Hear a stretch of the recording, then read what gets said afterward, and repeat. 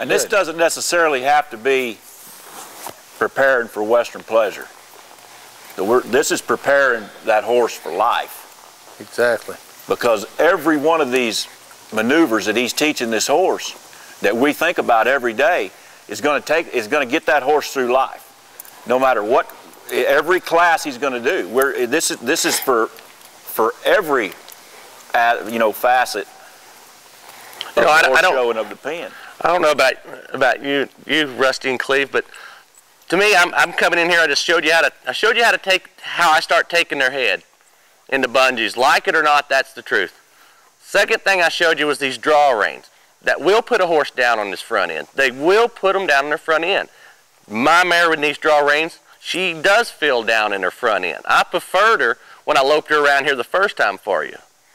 But I wanted to be truthful with you and show you how I got her head down. And how I did that was with these draw reins.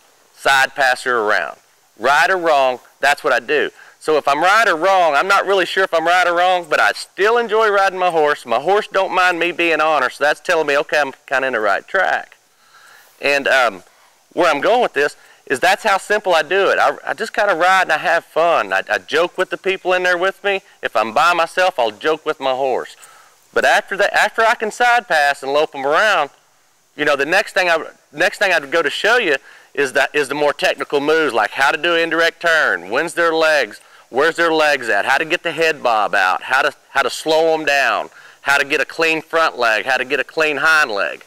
You can't do any of that until you can lope, stop, turn, side pass, walk when you ask them to walk, trot when you ask them to trot, and lope when you ask them to lope.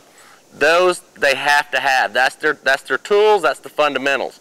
Once they have that, we can start pulling this tool out to use this on this end of the horse, that end of the horse. We can break it down and we can slice it and dice it as much as you want. But they have to have this to start. I agree. We all agree on that. Kind of in summary here, we'll sit here and visit just a minute and just, pleasure's hard. It may be the hardest thing to do on a horse, Western Pleasure. Oh yeah, we've made it hard. It's the fundamental, but it's the finesse. It's equine ballet, and it's a very finessed, and it's very fun to do. But at the same time, we have to kind of keep thinking simple, keep it fun. So one thing I'll tell people, when they ask me about it, and I say, look, it's the hardest thing you'll ever do. We have to think simple. So let's think. I said, think about this. I'm going to give you a foot.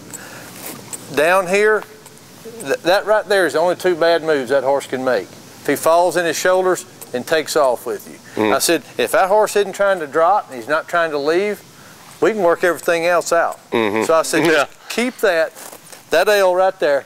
That's it. And you know what? All of our good horses have that natural. That's kind of a natural built-in right there. So that's my take on it, just trying to simplify some of the pleasure that when people walk up to me, I'm like, that's the only two bad moves that just irritates everybody. Every trainer, I think, will kind of agree on that. True. And that's in every event. I don't care if you catch trainers, whatever. All horsemen will agree with possibly those two moves. Do y'all have any last-minute words or any input or?